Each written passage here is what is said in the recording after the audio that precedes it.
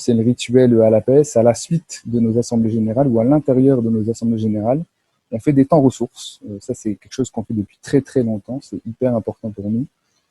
C'est pour ceux qui étaient là les dernières années, je vais reprendre les thèmes des 2 derniers. Vous allez voir que ça a beaucoup de sens avec la thématique d'aujourd'hui. Il y a 2 ans, on était réunis à la mairie autour d'une assemblée générale et un temps ressources à la suite qui s'appelait faire le lien entre les chercheurs et les acteurs. Et on avait déjà comme intervenant Laurent Gardin qui était là pour la chaire. C'est aussi un temps hyper intéressant qui n'est pas très déconnecté du thème qu'on va aborder aujourd'hui. On va voir les liens assez fins aujourd'hui. Le temps de l'année dernière sur le temps ressources qui était autour de la transition écologique et solidaire, ou comment les acteurs de l'ESS sont engagés dans ces questions de transition. C'est aussi un thème hyper intéressant. Et comme pour ces 2 thèmes, on a toujours une intention particulière quand on porte ces temps-là. On a envie, on se propose d'être un lieu de débat, un lieu d'échange, un lieu de rencontre, et surtout pas, ces espaces-temps, c'est pas des temps où on est entre nous, entre experts. Donc on fait intervenir des experts et c'est hyper intéressant. Mais pour nous, vraiment, l'enjeu, c'est pas de se dire qu'on sait tout, mais plutôt de mettre en débat, de mettre en relation, de faire se croiser des points de vue différents, des approches différentes, des points de vue de chercheurs, des points de vue d'acteurs, des acteurs qui ont avancé sur des sujets, des acteurs qui n'ont pas encore avancé sur le sujet, mais qui se posent des questions. On a vraiment, notre intention, c'est de créer cet espace, cet échange et de faire mouvement collectivement autour de notre point commun ou de ce qui nous rassemble, sans pour autant nier nos différences. Donc l'intention sur le temps d'aujourd'hui, on avait envie de parler d'utilité sociale avec vous, donc tous ensemble, avec nos acteurs, avec le point de vue suivant, qui était de dire finalement l'utilité sociale, on en est où, à la fois on en est où, et puis comment on l'appréhende, comment il est perçu, à la fois pour la PES en tant que mouvement, mais aussi pour chacun d'entre vous. On avait envie que chacun, là aujourd'hui, autour de l'écran, puisse se poser la question de où j'en suis, autour de la question de l'utilité sociale, de voir finalement ce qui était convergent entre le point de vue individuel et le point de vue des autres, et se sentir appartenir, faire partie d'un mouvement de l'économie sociale et solidaire qui porte un point de vue particulier sur l'utilité sociale à l'intérieur de la PES. On avait envie de ça. On avait envie de se faire titiller un peu, à la fois sur la question de l'utilité sociale, sur la question de l'impact social, sur la question des divergences internes à l'économie sociale et solidaire, tout en creux, dans le même temps, pouvoir pointer ce qui faisait sens, ce qui faisait mouvement, ce qui nous rassemblait tous ensemble, et puis aussi aborder la question de l'évaluation, qui était aussi pour nous un enjeu qui était hyper stratégique et autour duquel on avait envie de parler avec nos membres, les membres de la PES et les membres qui nous suivent aujourd'hui depuis un moment. Et du coup, pour faire ça, on a demandé à 3 personnalités que tout le monde doit connaître dans l'économie sociale et solidaire. On a demandé à Florent Janicatrice, qui est une universitaire plus que reconnue dans le monde de l'économie sociale et solidaire, qui a écrit pas mal de choses, notamment autour de la question des autres richesses, qui est aussi administratrice de la PES depuis 2 ans et qui nous apporte beaucoup aussi sur des projets concrets. On a demandé également à Laurent Gardin, qui est universitaire à l'université de Valenciennes, qui est lui un ami de la PES, un ami de l'ESS qu'on connaît, comme dirait Luc, un compagnon de longue date, qui nous suit et qui nous donne des billes autant que possible. Je tenais aussi à le remercier parce qu'en ce moment, il nous aide sur la question des différentes approches autour des nouveaux modèles économiques à l'intérieur de la PES. Et merci pour le temps que tu nous consacres. Et également, on a demandé à Marion Studer, qui est doctorante autour de la question de l'impact social au CLERC et qui est aussi salariée de la PES et qui suit plus particulièrement chez nous le projet VISE. On leur a laissé carte blanche finalement sur comment appréhender, comment répondre à cette demande-là, cette proposition-là. Ils ont pas mal travaillé en amont de cette réunion et on les remercie. L'utilité sociale est un concept qui est à l'intersection d'autres concepts proches qu'on utilise parfois de façon similaire alors que ça marque des notions différentes. D'une part, si on regarde dans le champ plutôt des économistes standards, hein, pas des hétérodoxes, il y a le concept d'externalité positive qui est souvent mis en avant. Il y a un concept proche aussi de l'utilité sociale qui est le concept d'intérêt général, qui se rapproche plus au service public, etc. Il y a la notion de bien commun aussi qui est souvent mis en avant. Euh, on y reviendra avec Marion, mais il y a aussi l'impact social qui apparaît de plus en plus, hein, sous le poids des politiques européennes, où on est plus dans une approche peut-être gestionnaire, qui est liée aussi à l'impact, au lien, au financement avec les fondations, hein, qui utilisent ce terme. Et enfin, il y a l'utilité sociale que je vais essayer de présenter. Alors, l'utilité sociale, hein, c'est une vieille histoire. Si on regarde au niveau des politiques publiques, ça a été un moyen pour l'administration fiscale, dès le milieu des années 70, pour distinguer les associations des sociétés privées à but lucratif sur la manière dont elles rendaient des services. Et ça a donné l'essence à ce qu'on a appelé la loi des 4P, hein, sur la fiscalité, où en fait on considérait l'utilité sociale des associations qui se démarquaient des sociétés privées sur 4 aspects, hein, sur la nature du produit, sur le public, sur le prix, sur la publicité. Et on considérait que quand elles avaient des démarches particulières par rapport à ces 4 dimensions, elles pouvaient être considérées d'utilité sociale et donc être exonérées de TVA, etc., et d'impôts sur les sociétés. Donc ça, c'est une première entrée. Et donc on voit que, d'une certaine manière, l'utilité sociale a été utilisée pour cadrer en fait l'action des associations. Et vraiment, l'origine n'est pas au début, hein, une revendication du secteur associatif ou de l'ESS. Ensuite, le terme d'utilité sociale a été utilisé dans les politiques de l'emploi. Dans les politiques de l'emploi, avec parfois une proximité avec l'utilité collective. Et donc, pour les plus anciens, ceux qui datent de l'époque Minitel comme moi, les travaux d'utilité collective, les contrats emploi-solidarité, les emplois jeunes, etc., tout ça se référait à une utilité sociale de l'activité qui était menée et sur lequel on pouvait avoir des emplois aidés. Là, en fait, c'était aussi les politiques qui dressaient à partir de listes, hein, des activités censées être d'utilité sociale, et les capacités de négociation des acteurs étaient relativement limitées.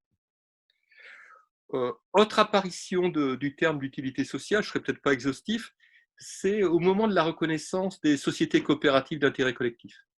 Hein, en 2002, un décret est sorti qui considérait comme pouvant être une SIC pouvait être reconnue à condition qu'elle ait une production d'utilité sociale. Et là, l'utilité sociale était identifiée à partir de 4 critères.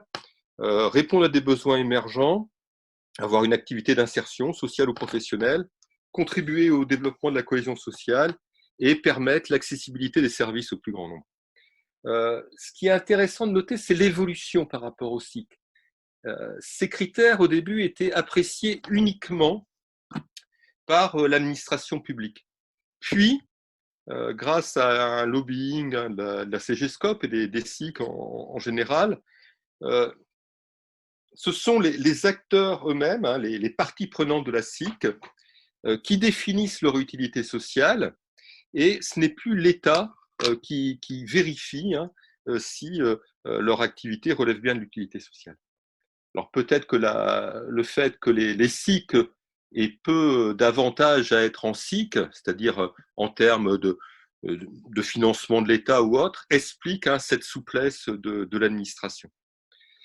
Plus récemment, on a eu la loi de 2014 sur l'économie sociale et solidaire, qui elle aussi a donné une définition de l'utilité sociale, avec un enjeu important qui était celui de définir les ESUS, hein, les entreprises solidaires d'utilité sociale, ESUS qui peuvent être des sociétés commerciales. Et donc, c'était un moyen aussi, là, dans cette loi, d'intégrer d'une certaine manière les sociétés commerciales au sein du champ de l'ESS, à condition qu'elles soient d'utilité sociale, et donc qu'elles aient l'agrément ESUS, hein, sachant qu'elles doivent malgré tout respecter d'autres critères, tels que la gouvernance, le but limité, enfin la lucrativité limitée, l'échelle des rémunérations, etc., pour être ESUS.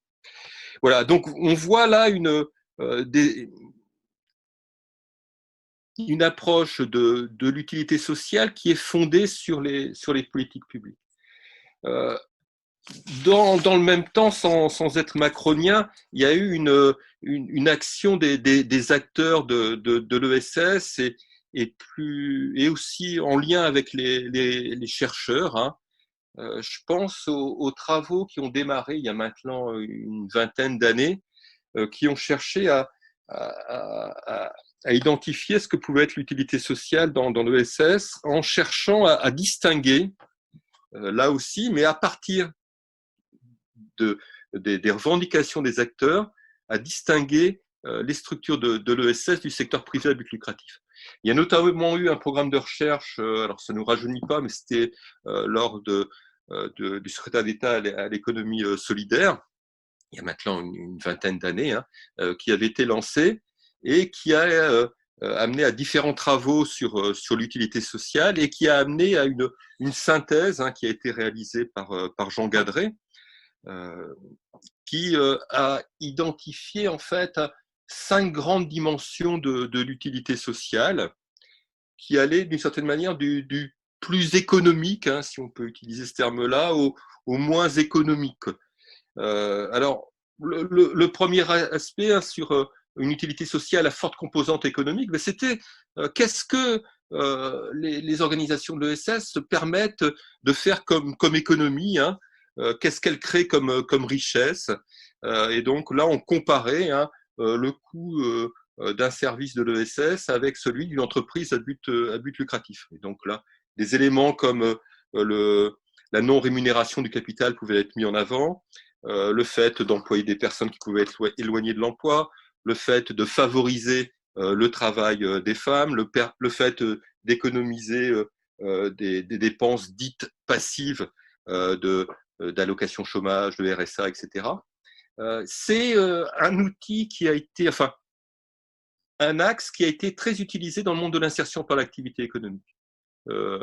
Et notamment, moi je me souviens des travaux de Alfandéry, hein, qui montraient le coût d'une personne à l'emploi dans l'IAE et le coût d'une personne qui était au chômage. Donc c'est une première dimension très, très quantitative, hein, parfois très monétaire, hein, qui est mise en évidence. Deuxième aspect, c'est plus la contribution de ces initiatives au développement durable, au développement humain, la lutte contre les exclusions, hein, que permettent ces initiatives, la possibilité de permettre à des personnes de s'investir, de développer leurs capacités, voilà, la possibilité aussi d'avoir un impact environnemental. Je pense à tout ce qui tourne autour de la gestion des déchets, etc. Voilà, on a essayé de mettre ça en évidence au sein de l'ESS. Autre dimension, c'est troisième dimension, c'est la contribution au développement du lien social, au développement de ce qu'on appellerait un capital social, une participation, une coopération sur un territoire. Là, c'est une dimension qui a été aussi portée, en quoi l'ESS, hein, permet d'avoir un impact sur la démocratie locale. Donc, on voit des choses là beaucoup plus qualitatives, hein, et beaucoup, enfin, voilà, qui s'éloignent un peu d'une approche strictement économique. Autre dimension, c'est la contribution à l'innovation sociale. Contribution à l'innovation sociale, innovation sociale qui est un concept qui peut parfois être proche, hein, de l'utilité sociale. Innovation sociale qu'il faut entendre sous 2 angles. Un premier angle qui est la capacité à répondre à des besoins insatisfaits, c'est peut-être l'aspect le plus courant, mais aussi une innovation sociale qui est liée à la manière de répondre à certaines demandes, hein, une manière de construire cette réponse aux demandes, et où là, la spécificité de l'ESS est de mobiliser une pluralité d'acteurs.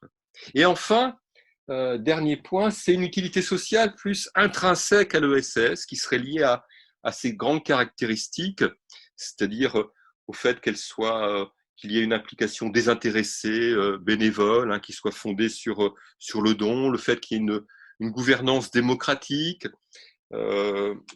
avec des associés qui soient à la fois bénéficiaires de l'activité. Voilà, et donc là, c'est quelque chose qui serait plus intrinsèque, et c'était déjà une revendication très ancienne, hein, du mouvement associatif, de dire, ben, il n'y a pas à apprécier notre utilité sociale à partir des critères, hein, des impôts. Le fait d'être une association, d'avoir un bénévolat, etc., avoir nos caractéristiques propres, montre déjà notre utilité sociale. C'est d'une certaine manière, hein, aussi ce qui s'est passé pour les cycles. Donc on le voit, l'utilité sociale est à la fois une approche des politiques publiques, mais aussi des revendications des acteurs pour mieux se faire reconnaître. Pour conclure, hein, parce que j'avais 10-15 minutes, le travail qui a été mené il y a maintenant, j'ai vu que le projet Chorus avait été déposé en 2011, hein, il y a maintenant presque 10 ans, quoi. Et on a, voilà, alors ça a été, pourquoi il y avait eu ce travail? Alors moi, j'essaie de le voir de ma fenêtre, mais peut-être que les personnes qui ont été impliquées dans ce projet pourront réagir aussi. 2011, c'était un contexte où on commençait à parler d'une loi sur l'ESS, d'une certaine manière, hein. Il y avait le rapport Vercamer, il y avait aussi une volonté de reconnaître l'ESS de manière plus précise. Et c'était, en travaillant sur l'utilité sociale, il y avait l'enjeu d'arriver à donner des indicateurs, des critères, mais aussi d'avoir une réflexion sur la manière dont ces indicateurs pouvaient se construire, hein, pour que ce ne soit pas uniquement quelque chose qui vienne des pouvoirs publics, mais où les acteurs de l'ESS puissent être présents. Et donc, il y avait eu cette volonté d'anticiper d'une certaine manière la loi qui est arrivée 3 ans plus tard. Voilà, c'était aussi un enjeu à l'époque de définir le périmètre de l'ESS. De définir le périmètre de l'ESS. Est-ce que toutes les organisations de l'économie sociale réalisent de l'utilité sociale? C'était pas quelque chose d'évident, donc il y a eu cette volonté de travailler là-dessus. Au final, le produit, le livrable, hein, qui est le plus courant, alors je fais un peu de pub, hein, c'est l'Alterguide, hein, qu'on a réalisé avec l'APES, avec Florence, janicatrice du CLERC. Voilà, cet Alterguide, c'est beaucoup centré sur la question des méthodes pour appréhender l'utilité sociale, méthodes qui ne sont pas neutres, hein, on pourra peut-être en débattre, méthodes qui, sans être neutres, ont leurs avantages et leurs inconvénients, mais ça, je pense que ça vaudra le coup d'y réfléchir. En fait, on avait distingué 4 grandes approches, hein, de l'utilité sociale en termes de méthodologique. Il y a tout d'abord une nécessité d'appréhender comment les acteurs de l'ESS eux-mêmes identifient leur utilité sociale, hein, comment ils l'identifient à partir de chartes, à partir de contrôle de leur propre activité par des pairs éventuellement, à partir par exemple des systèmes participatifs de garantie, hein, qu'on retrouve dans les AMAP, etc. Donc ça, c'était regarder tous les outils, hein, qui sont utilisés par les acteurs de l'ESS eux-mêmes. Il y avait une autre méthode, hein, qu'on a testée, c'est la méthode de monétarisation, hein, qui s'est pas mal développée avec le SROI, hein, l'analyse du retour social sur investissement, et qui connaît une certaine mode au sein notamment des écoles de commerce qui sont intéressées à ces travaux. Autre méthode, c'est plus une méthode par les sondages, où là on interroge, hein, de manière individuelle des personnes sur une utilité sociale d'une activité. Alors ça peut être le grand public, ça peut être les usagers eux-mêmes, etc. Mais on les approche de manière plutôt individuelle.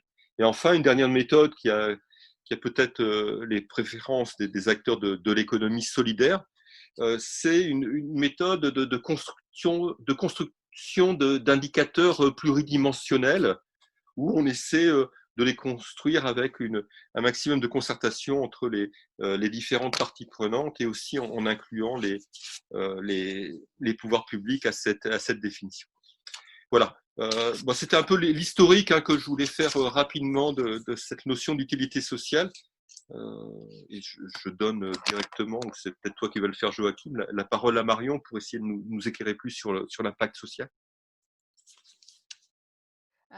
Bonjour à tous. Alors, moi, donc, je vais poursuivre un peu le propos introductif de Laurent. Et pour initier un peu ma présentation, j'ai envie de repartir de la discussion qu'on avait eue avec l'APES pour préparer ce temps d'échange avec vous. Et donc, dans cette discussion, on s'était fixé l'objectif, voilà, de permettre durant ce temps d'échange une montée en compétences collectives pour que chacun d'entre nous puisse y voir plus clair dans les notions qui gravitent autour de l'ESS aujourd'hui. Et il y avait notamment cette métaphore que Joachim avait dit durant ce temps de préparation. Il avait pris l'exemple de l'ordinateur. Il avait expliqué qu'aujourd'hui, il y a plusieurs générations qui évoluent avec l'ordinateur. Et donc, du coup, qui n'ont pas le même rapport à l'ordinateur. Il y a certains qui sont nés avant le développement de l'ordinateur, d'autres qui sont nés pendant et d'autres qui sont nés après. Et du coup, que chacun de ces acteurs ne mettent pas la même chose derrière parce qu'ils ne sont pas les mêmes générations et du coup, ils ne se l'approprient pas de la même manière. Et d'ailleurs, ça s'est vu pendant le confinement puisqu'on n'a pas eu les mêmes appropriations de l'ordinateur, du télétravail selon les générations. Et je trouve que cette métaphore, elle est aussi vraie pour cette idée d'utilité sociale. C'est-à-dire que dans l'utilité sociale, on a également des acteurs des adhérents de la PES, mais pas que, évidemment, qui se sont constitués avant l'apparition de l'utilité sociale, d'autres qui se sont développés pendant le développement de cette notion, puis d'autres acteurs plus récents qui se sont constitués plus récemment et qui sont peu en contact avec la notion d'utilité sociale. Et pourquoi ils sont peu en contact? Parce qu'il y a de nouvelles notions qui ont émergé depuis maintenant une vingtaine d'années.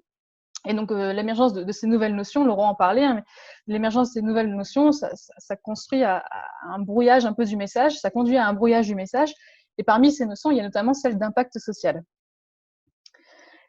Et donc, ce qui fait qu'avec ces différentes générations d'ESS au sein du réseau APES et même au-delà, on ne sait plus trop comment s'articule la notion d'utilité sociale et celle d'impact social. Et du coup, l'objectif de mon propos, c'est de compléter la présentation de Laurent et de vous apporter quelques éléments pour y voir plus clair dans cette articulation entre l'utilité sociale et l'impact social pour alimenter les réflexions et discussions qui suivront, je l'espère, après mon intervention. Et donc, quand je parlais de multiplication de notions, enfin, Laurent l'a aussi évoqué avec les termes d'externalité, d'intérêt général, de bien commun, d'utilité sociale, d'impact social. Moi, je vais surtout me concentrer sur une notion qui est l'impact social.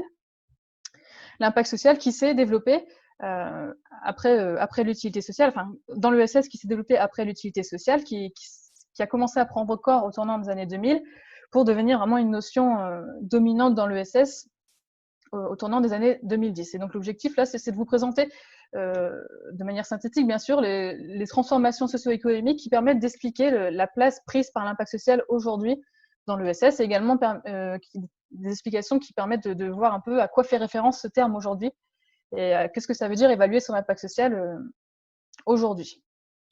Et donc, pour vous présenter cela, j'ai choisi de retenir 4 dynamiques historiques principales. Alors, évidemment, ces dynamiques ne sont pas exhaustives, hein.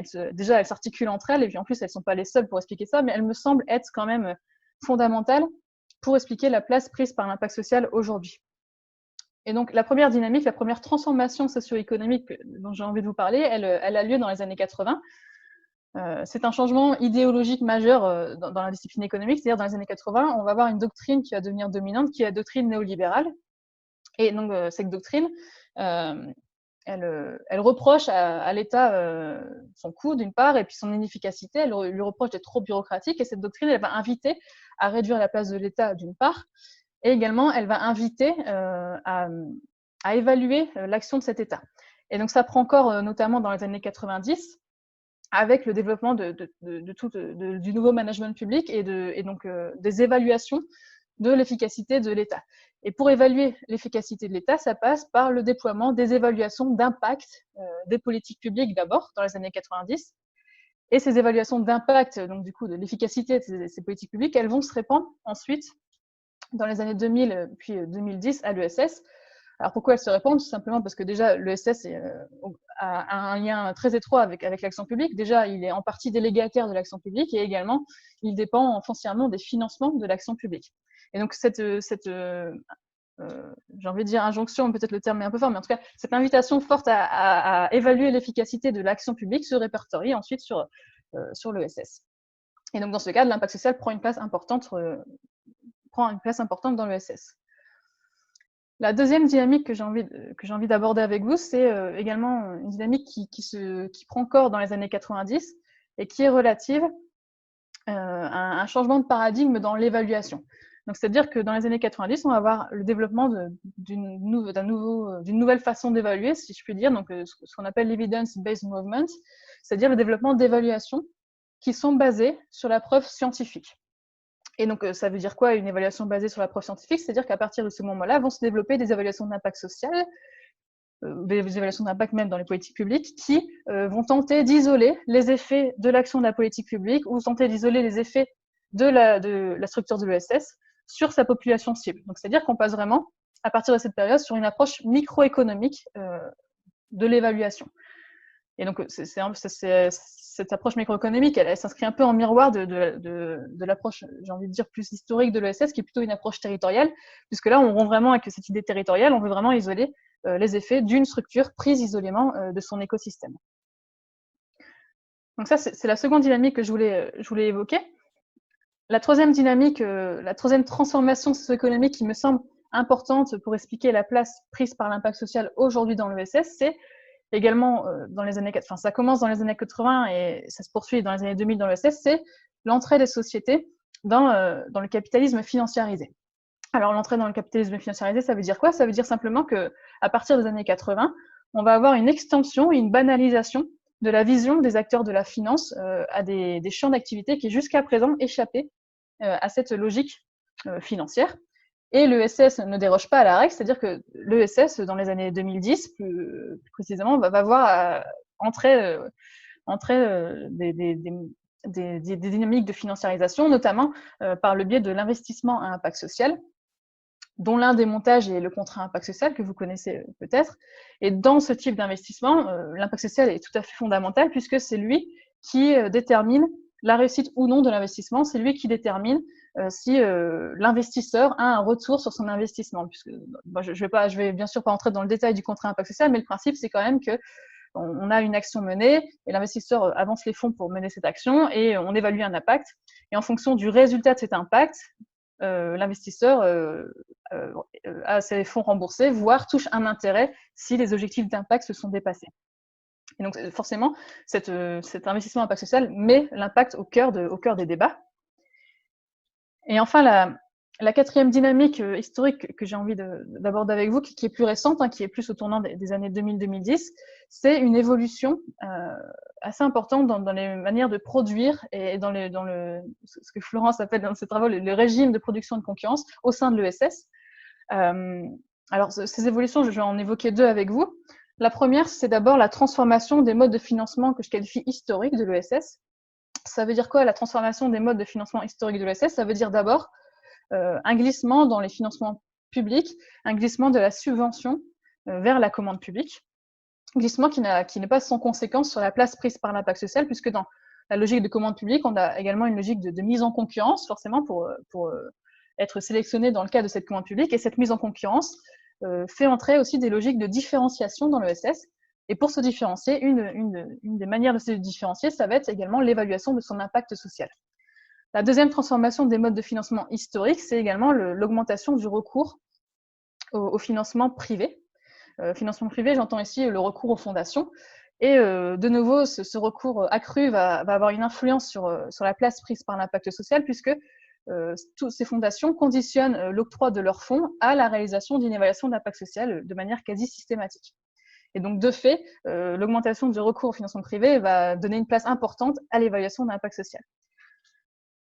Et enfin, la dernière évolution du régime de production, pour finir mes quatre dynamiques principales que je vais aborder avec vous, c'est également le développement dans les années 2010 d'un nouveau mode de production dans l'ESS qui est l'entrepreneuriat social. Et donc l'entrepreneuriat social, c'est quoi? En fait, c'est des structures qui sont dirigées par des entrepreneurs sociaux et qui visent l'objectif de concilier viabilité économique et poursuite d'une finalité sociale.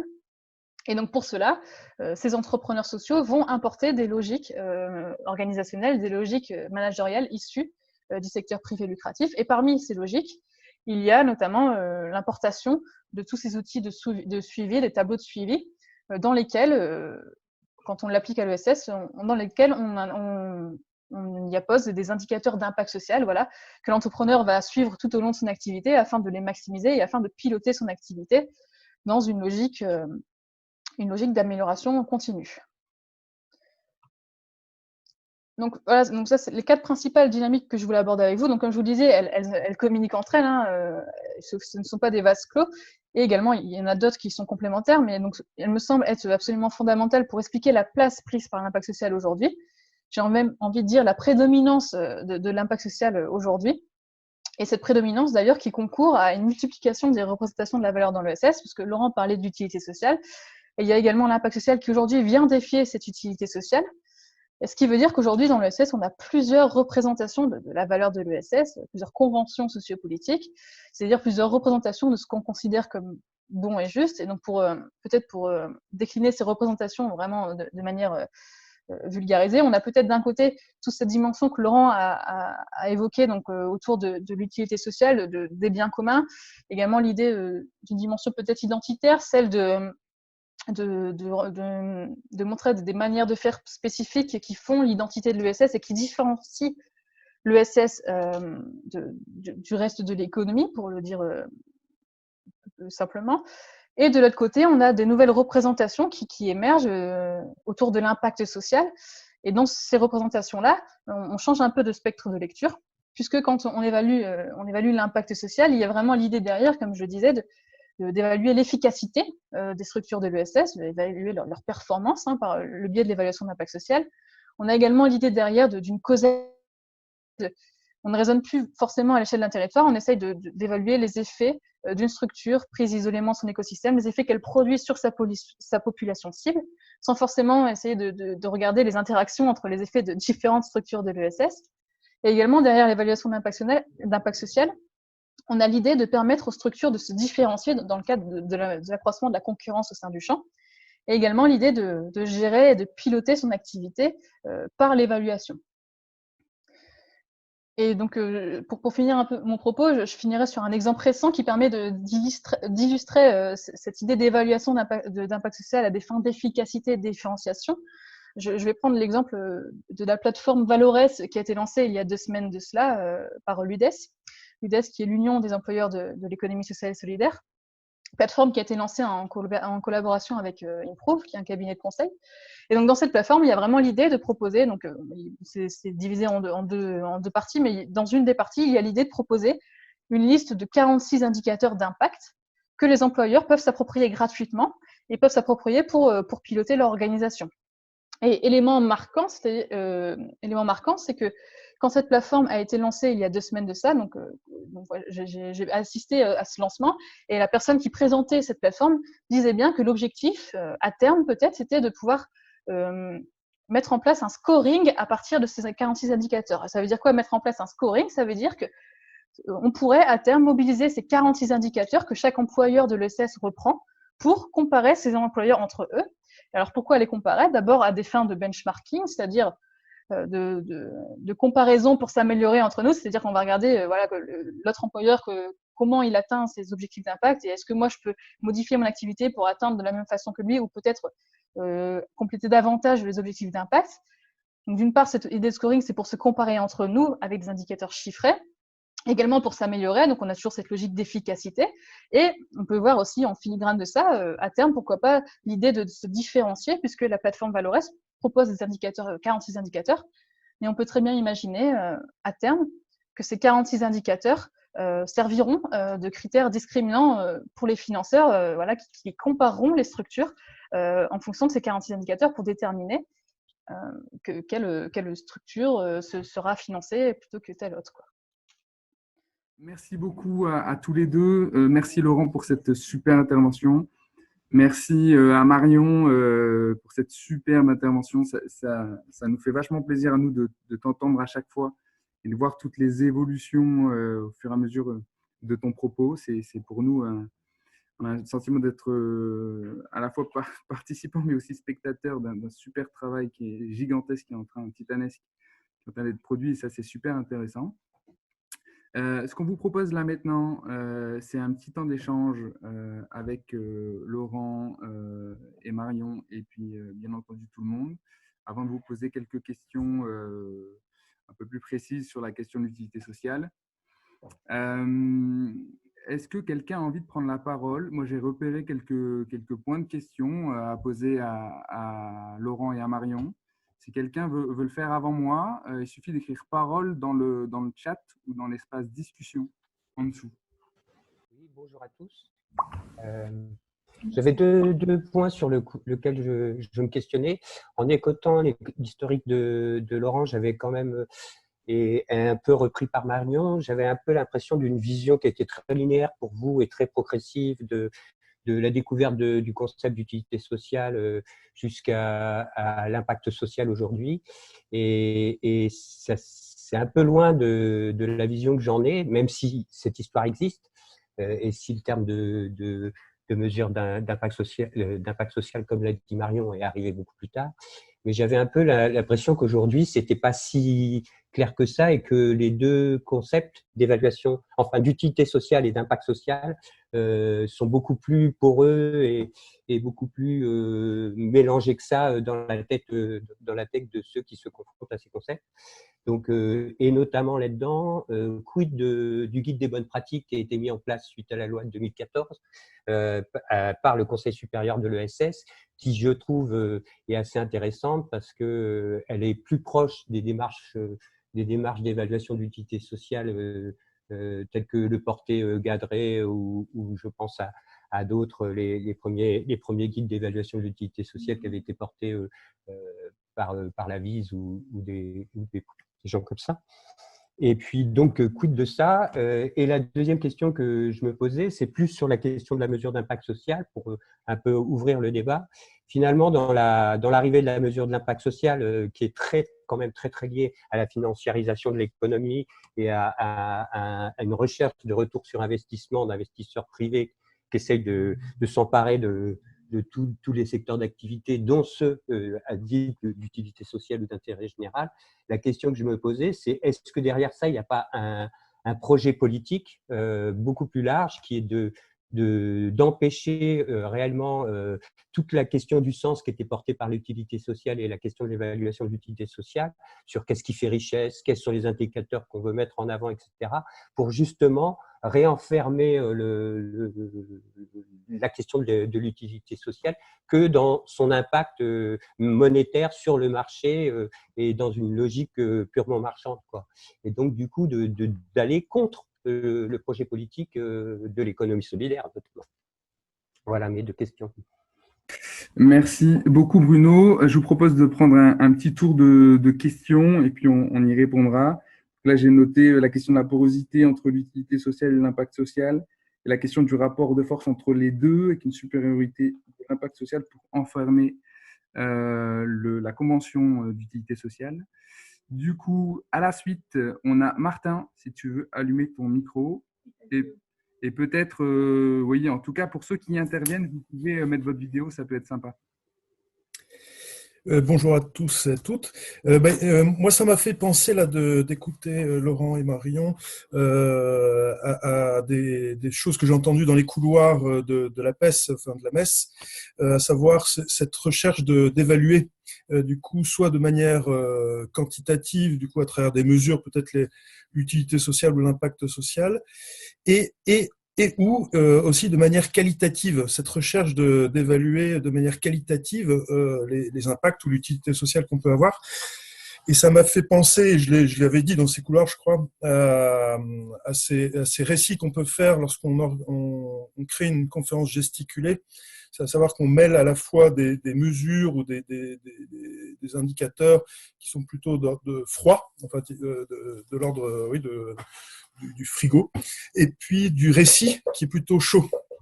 Et du coup, je voulais questionner un peu cette notion, du coup, quelle place en effet pour les évaluations dites qualitatives. Et je crois qu'il y a il me semble que c'est pas si évident que ça, même pour nous, là, d'évaluer qualitativement cette utilité ou ces impacts sociaux qu'on peut avoir. Voilà. Du coup, j'ai dit. Merci. Et donc, on note cette question supplémentaire autour de la qualité sur le rapport entre frigo et four pour Martin. Peut-être que Marion, elle pourra en dire deux mots, mais je sais que Florence reviendra sur cette question d'évaluation après. Il y avait une dernière prise de parole de Fabrice, et après, on pourra passer la parole à nos intervenants. Pareil, vidéo et micro, s'il te plaît. Oui, donc moi j'avais une interrogation. Pour le pôle d'économie solidaire à Dijon, qui a fait une étude sur l'évaluation de son utilité sociale qui a duré une bonne partie de l'année dernière et qui se termine cette année. On a remarqué… Vous m'entendez? Ça fonctionne? Oui, très bien, ça fonctionne très bien. On a remarqué un intérêt assez relatif, voire une distance de la part de nos partenaires opérationnels et financiers sur cette problématique. On a l'impression que peut-être parce qu'on ne parlait pas d'impact social, on nous regardait un peu avec étonnement. Et notre capacité à associer ces partenaires à notre travail a été assez relative. D'où ma question sur toute l'activité que vous menez, que vous avez menée avec le projet dont tout à l'heure vous parliez. Est-ce qu'il a fait l'objet d'un intérêt dans votre environnement partenarial, institutionnel? Est-ce que ça fait écho? Est-ce que ça fait débat? Voilà, tout bêtement. Est-ce qu'on sent qu'aujourd'hui, il y a plus largement, est-ce qu'il y a un peu d'intérêt sur cette problématique quand on parle pas d'impact social, mais d'utilité sociale? Ok, merci beaucoup. Ça, c'était aussi une question qui était remontée un peu plus haut. Est-ce qu'il y a un intérêt autour de la part des partenaires et notamment des partenaires financeurs sur la question de l'utilité sociale ou pas? Ce qui est une vraie question. Et puis, il y avait 2 fois aussi des enjeux de scoring qui ont été posés un peu plus haut. Je vous propose là d'arrêter là sur un premier tour d'échange. Et peut-être Laurent, si tu veux bien reprendre ces quelques éléments. Et ensuite Marion, et puis ensuite on passe au sondage si ça vous va. Oui, je regardais en même temps parce qu'il y a des questions qui nous arrivent sur la droite. Et oui, tu as raison, hein, Bruno. Bonjour au passage, mais c'est pas figé. Hein, c'est peut-être la manière dont on a présenté les choses avec Marion, quoi. Il n'y a pas grand 1, l'utilité sociale, grand 2, l'impact social. On voit bien que l'utilité sociale est encore utilisée, ne serait-ce par les politiques publiques, ne serait-ce que par les US, etc., quoi. La page n'est pas complètement tournée. Moi, j'ai envie quand même de leur poser peut-être la question aux acteurs, parce que c'est aussi vous qui portez ça. Est-ce que vous êtes prêt à défendre le terme d'utilité sociale?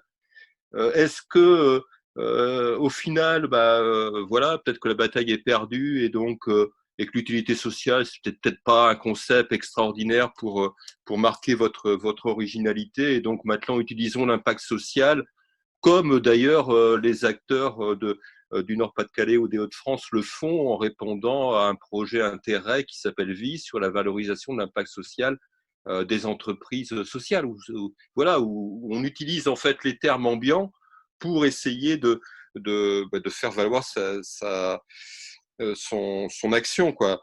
Bon, voilà, quelle bataille encore à mener là-dessus. Et je pense effectivement que c'est pas aussi clair que ça sur le passage de l'un à l'autre. Froid, chaud, oui, froid, chaud, c'est vrai qu'indicateur, surtout indicateur monétaire, il y a quelque chose de froid. Après, dans le plus chaud, sur les récits, etc., je dois avouer que je me méfie un peu parfois de la tendance qui existe dans l'ESS des belles histoires. Hein. C'est-à-dire, on a le récit, on a l'histoire qu'on réexplique plusieurs fois, etc., avec soit le parcours d'une personne qu'on met bien en avant, soit le parcours d'une initiative qu'on met bien en avant. Et ça me rend, même si je ne suis pas pour du quantitatif à tout va, mais je me dis qu'il faut se méfier aussi du trop qualitatif où on joue un peu sur le côté communication, etc., du côté trop chaud. Et voilà, bon. Et enfin, les partenaires peu intéressés. Moi, je me demande quand on est dans un processus d'évaluation de l'utilité sociale ou de l'impact social, pourquoi on le fait, quoi? Pourquoi on le fait? Est-ce qu'il y a un enjeu à un moment de reconnaître l'activité? Est-ce que c'est pour obtenir d'autres financements, etc. Et si l'enjeu est peut-être pas défini dès le départ, etc., ben, il y a peut-être un risque justement de ne pas avoir ces partenaires, quoi. Bon, je réponds un peu trop brièvement, mais Marion, tu n'hésites pas. Marion? Oui. Ouais, alors je vais aussi répondre finalement un peu en diagonale de tout ça. Je reprends peut-être la première question, enfin la question que Nathalie m'a envoyée également en privé par rapport au scoring. Je crois qu'il y avait une question qui disait voilà qui définit qu'est-ce qui est, enfin alors je sais plus la question exacte, mais voilà qui définit le bon indicateur. C'est ça le bon indicateur à suivre, je crois, une question de ce type-là.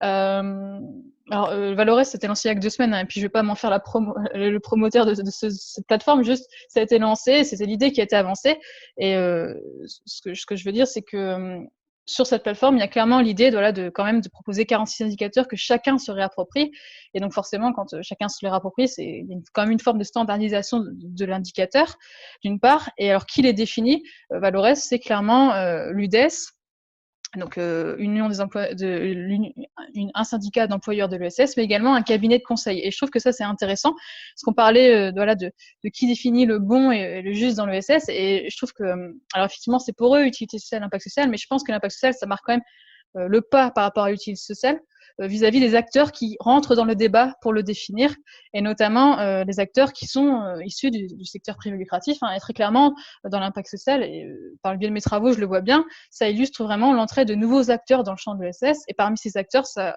montre l'entrée en force des cabinets de conseil à l'évaluation, et d'autre part des centres de recherche d'écoles de commerce. Et je pense que ça, c'est quand même important à souligner en lien avec le côté plutôt historique de l'utilité sociale, où il me semble, au moment où on parlait d'utilité sociale, ces acteurs n'étaient pas encore présents. Et donc pour le voilà ce que je voulais dire peut-être pour le scoring. Alors je reprends aussi la question par rapport à la financiarisation de l'impact social, où il y avait la question de est-ce que ça empêche aussi la question du sens, cette financiarisation. Alors évidemment, quand les contrats impact social ont été expérimentés, il y a eu des débats énormes autour, hein. Ce qu'il faut savoir, c'est que les montages financiers autour de l'investissement impact social, notamment le contrat impact social, traduisent généralement des indicateurs en indicateurs chiffrés d'une part, donc il y a une part de standardisation, donc effectivement quid de la place du qualitatif, et d'autre part, quand même, ces indicateurs, ils illustrent de nouveau l'entrée de nouveaux acteurs dans les discussions, puisque dans ce type de montage, il y a l'État qui réfléchit à ces indicateurs, il y a les acteurs de l'ESS qui réfléchissent à ces indicateurs, et il y a également un troisième acteur qui sont les financeurs traditionnels, la BNP Paribas, Goldman Sachs, etc. Et donc j'ai l'impression quand même que toutes ces dynamiques, elles illustrent l'entrée de nouveaux acteurs dans le champ et l'entrée de nouveaux acteurs dans les débats autour de ça. Je voulais reprendre une question et puis vous partagez un ressenti. Est-ce qu'il n'y a pas, et ça c'est une question pour Laurent notamment, est-ce qu'il n'y a pas une forme d'agnosie entre ce qu'on a envie de faire dans l'évaluation et la manière dont on le fait en réalité, quoi. C'est-à-dire, est-ce qu'il n'y a pas un décalage entre quand on veut porter une évaluation, on veut le faire avec tous les principes de l'ESS très participatifs, en impliquant toutes les parties prenantes, et en réalité, c'est un peu plus compliqué que ça, notamment pour des questions de ressources humaines. Ça, c'est le premier point. Et puis, peut-être pour Marion, est-ce que dans la démarche d'évaluation, même si je sais que Florence va reprendre ça après, il y a des enjeux de pointer ou de mettre en avant des éléments qui permettent de faire évoluer le modèle économique ou d'aller vers un nouveau modèle de développement? Oui, je ne veux pas empiéter sur la partie de Florence, parce que je pense qu'elle va creuser ces aspects-là, mais il y a un côté chronophage, il y a un côté à l'évaluation, donc voilà, il y a un côté aussi un peu complexe. Et puis aussi, bon, c'est pas dit au quotidien, quoi, mais quand même, on demande d'évaluer, on veut s'évaluer, mais en même temps, il faut rendre le service, il faut rendre l'activité, il faut développer son action, etc., quoi. Donc, tout ça peut amener un peu à limiter, hein, le fait de creuser l'utilité sociale, quoi. C'est un peu peut-être contradictoire à ce que j'ai pu dire auparavant, mais voilà, quoi, il y a des limites, quoi, à l'évaluation de l'utilité sociale. Chronophage, temps, et puis utilité de l'évaluation de l'utilité sociale. Marion, est-ce que tu veux réagir? Je suis désolée, j'ai vraiment un petit problème de réseau. J'ai pas entendu. C'est un peu assuré. J'ai pas entendu la question. Alors, la question, c'était est-ce que l'évaluation, ça sert aussi, ou est-ce qu'à travers l'évaluation, on fait ressortir des ingrédients qui permettent de faire évoluer le modèle de l'activité, le modèle de l'organisation? Ok, alors, je vais répondre juste à partir de mon expérience au sein du projet VIS que j'ai vécu avec la PES où on a accompagné des gens. Moi, ce que j'ai pu observer quand on a accompagné des adhérents de la PES, ce que j'ai pu observer, c'est qu'effectivement, les premières étapes où les parties prenantes, les adhérents qui ont convié le plus de parties prenantes, en tout cas, ce que j'ai pu vraiment observer, c'est l'émergence d'une interconnaissance entre les acteurs et qui participaient aux réunions.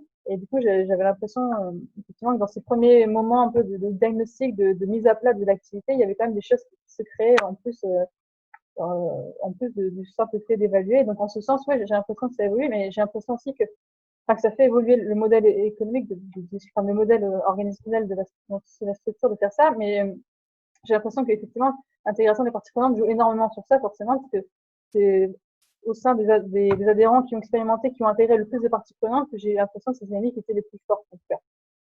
J'ai deux exemples en tête. Je crois qu'il y en a une qui est là dans le temps, où voilà, une des personnes nous a vraiment dit, on a vraiment pu échanger avec notre financeur, et ça nous a fait du bien, ça lui a fait du bien lui, parce qu'il nous a mieux connus, mais nous aussi, on a mieux pris connaissance de ses contraintes, et du coup, ça a créé des mouvements collectifs, en fait, de faire ça, au-delà du simple fait d'évaluer. Je vous propose d'en arrêter là.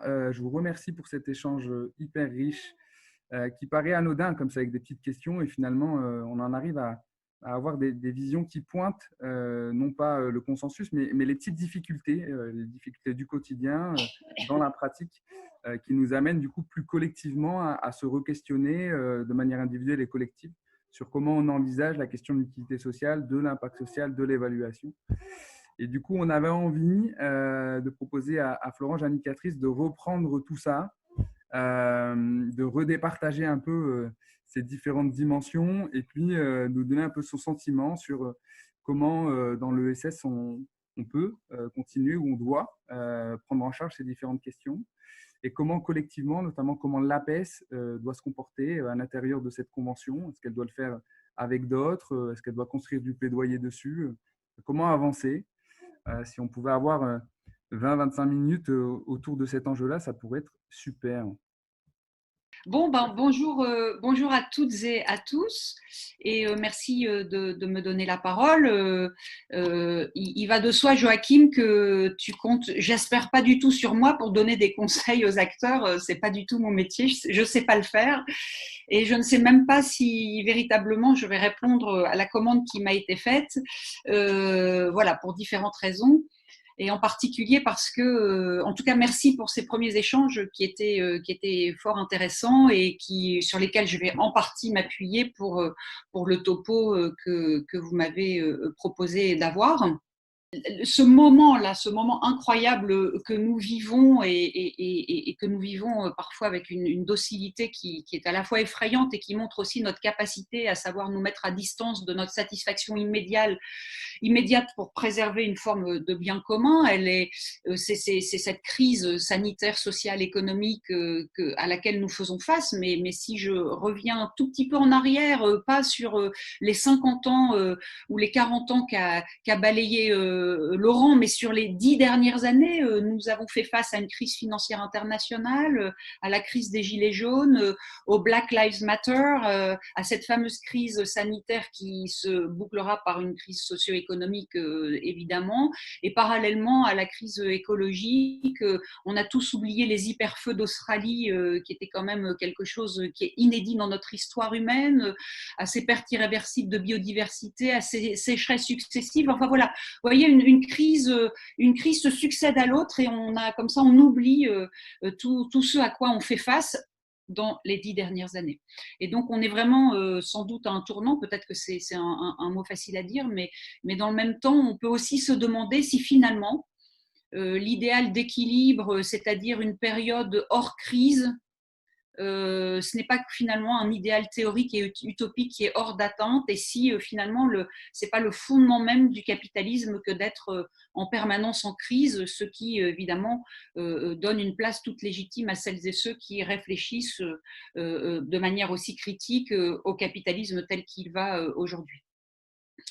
Et donc, voilà, il faut essayer peut-être se mettre humblement, essayer de se hisser à la hauteur des enjeux, mais en toute humilité, évidemment, et puis essayer de se poser, c'est mon premier temps, la question de la place de l'ESS, de la place de l'État et des collectivités locales, de l'ensemble de ce que vous avez appelé les parties prenantes, notamment Bruno Lanier, pour tenter de réduire les effets de cette catastrophe inédite, mais évidemment c'est absolument insuffisant, mais aussi et surtout pour en prévenir d'autres. Hein. C'est évidemment cette ambition vers laquelle il faudrait tourner.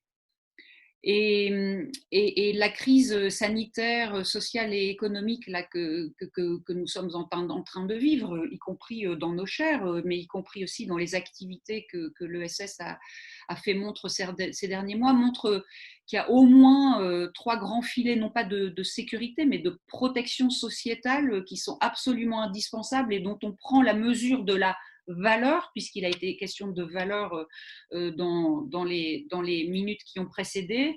D'abord, quand même, l'État, hein, on l'a rappelé dans notre tribune conjointe, coécrite avec notamment des acteurs de l'APES, mais aussi avec la chaire ESS et d'autres, et dans laquelle on rappelait que l'État est quand même absolument essentiel et appelé d'ailleurs à la rescousse en temps de crise, à la fois pour réguler, pour protéger, pour prêter, pour financer, mais aussi pour fixer des caps. Hein, et s'il n'y avait aucun cap fixé par l'État, sans doute ce serait quand même panique générale à bord. Hein, donc tout ne vient pas de la subsidiarité, il faut aussi le reconnaître. Et je pense que les temps de crise nous permettent de nous rappeler aussi ce qui compte et ce qui est nécessaire et utile.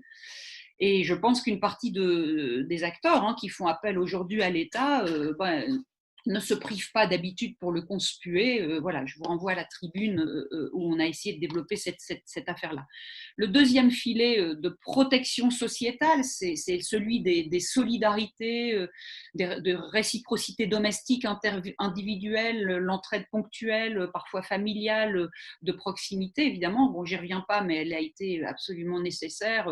Et là, de toute évidence, pour essayer de l'identifier, de la capter, je ne vois pas d'autre solution, par exemple en tant que chercheur, que de surmultiplier un certain nombre de monographies, d'enquêtes de terrain, d'observations personnelles et élargies et à distance. Je ne vois pas comment des indicateurs vont nous permettre de montrer à quel point l'ensemble de ces réciprocités domestiques et de proximité ont été un filet absolument essentiel dans certains cas, de la même manière que quand ils n'étaient pas présents, ils ont sans doute conduit à des situations d'une fragilité ou d'un danger absolu. Et puis le troisième filet, c'est les solidarités citoyennes. Alors évidemment, elles sont, j'appelle solidarité citoyenne, des solidarités de tiers acteurs ou d'acteurs intermédiaires, de collectifs de citoyens. Alors ce qui est difficile, c'est que ces solidarités citoyennes, ça aussi on l'écrit dans notre tribune, c'est qu'elles sont souvent très discrètes. Là aussi, ça rejoint la question de l'utilité sociale, parce que qui dit discrète dit que ça se voit pas beaucoup, dit que c'est pas ça qui est spectaculaire dans les médias. Voilà, on parle parfois plus d'une grosse entreprise qui a réorienté une partie de sa production pour produire quelques masques que sur ces solidarités citoyennes qui se sont développées de manière très démultipliée sur l'ensemble des territoires. Et ces solidarités citoyennes, elles ont pallié les défaillances industrielles locales, elles ont aussi joué un rôle déjà depuis longtemps dans le déploiement de circuits courts alimentaires. Elles ont été à l'origine parfois de plateformes de producteurs en circuit court sur cette question alimentaire.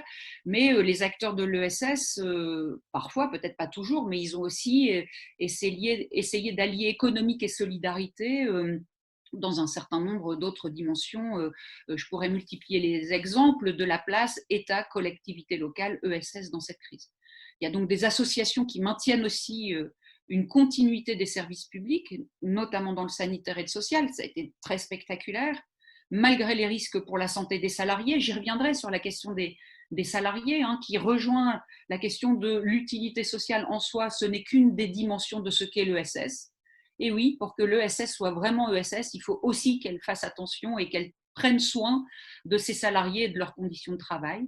Et là, si je reprends mon propos sur le sanitaire et le social, pendant la crise, bon, l'aide à domicile, les EHPAD gérés de manière associative, les IME quand elles sont restées ouvertes, etc., qui ont été absolument nécessaires comme filet de protection sociétale pour que la société ne parte pas dans un délitement absolu du chacun pour soi et où finalement on aurait pu se retrouver dans une société un peu libertaire voilà.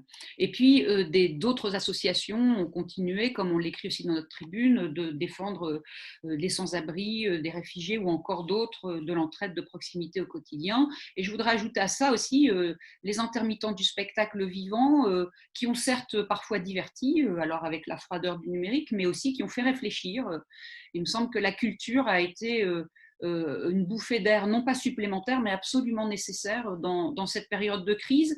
Et vraiment, je prends le temps de redire tout cela en oubliant, en ayant une raquette avec des tas de trous de toute évidence. J'imagine que vous en rajouterez plein dans la fenêtre de droite, mais l'idée, c'est de dire que c'est dans les moments de crise qui se succèdent de manière de plus en plus dramatique que l'on prend conscience de la valeur, il n'y a pas de valeur ontologique, mais de la valeur qu'ont les actes, les actions, les collectifs aux yeux peut-être individuels, mais aussi dans une réflexion collective. Et donc, ce que nous révèle tout cela aussi, c'est que en temps de crise, c'est en temps de crise que se révèlent de manière spectaculaire aussi les besoins sociaux les plus élémentaires. Chacun, et bon, là vous le savez, Bruno Latour l'a bien écrit dans un article d'AOC qui a beaucoup circulé dans nos réseaux, chacun vraiment en temps de crise fait bien la part entre le nécessaire et le superflu, entre des besoins et des désirs, entre l'utilité qui est vue comme une satisfaction immédiate de consommation, vers laquelle l'État voudrait nous faire revenir, et puis l'utilité sociale comme une réponse plutôt à des besoins sociaux. Alors le paradoxe, je vais laisser tourner le téléphone une minute, il va s'arrêter tout seul. Donc le paradoxe, c'est que toutes ces activités qu'on a évoquées juste avant, qui sont absolument essentielles, bien sûr, faudrait, j'ajoute à toutes celles-ci les services de nettoyage, les activités de santé, mais sur lesquelles on a beaucoup braqué le projecteur, hein. Elles sont celles qui ne sont pas valorisées dans les comptes, ou qui sont en tout cas moins valorisées dans tous les comptes qui dominent, que ce soit les comptes territoriaux, les comptes nationaux. Alors ça a été signalé durant la crise, mais pour le coup, ça vaut aussi spectaculairement pour l'économie sociale et solidaire, pour les associations, pour l'ensemble des initiatives citoyennes. Et donc, il me semble que cette crise, elle est aussi une invitation aujourd'hui à remettre sur l'établi cette épineuse question qui occupe les intellectuels depuis plusieurs décennies ou depuis plusieurs siècles, dis-je que depuis plusieurs siècles, cette fameuse épineuse question de la valeur en soi, la valeur économique, la valeur socio-économique, la valeur des emplois et en particulier la valeur des emplois à forte utilité sociale, à forte utilité solidaire, j'y reviendrai, voire à forte utilité écologique, parce qu'évidemment la prochaine crise sera sans doute, je ne suis pas une prospectiviste, mais enfin tout porte à croire ou à penser que les prochaines crises seront plutôt écologiques et que ces emplois à forte utilité écologique, il faudra aussi que nous les mettions à l'établi.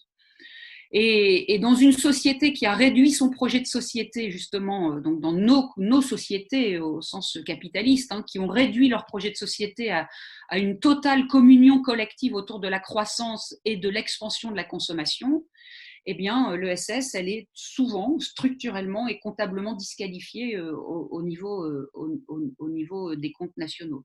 Sauf au moment des crises, où elle est parfois louée pour ses bienfaits. Et de ce point de vue-là, je trouve que l'analogie avec ce qui s'est passé pour la santé sur ces 10 dernières années est absolument troublante et on pourrait remplacer le terme santé par ESS sur des tas d'analyses que nous avons pu les uns et les autres lire ces derniers mois. Alors pourquoi l'ESS est structurellement et comptablement disqualifié ? Précisément parce que c'est pas tellement d'ailleurs présent dans les c'est pas tellement présent dans les indicateurs qui ont été présentés dans les questionnaires de Julien et Joachim tout à l'heure.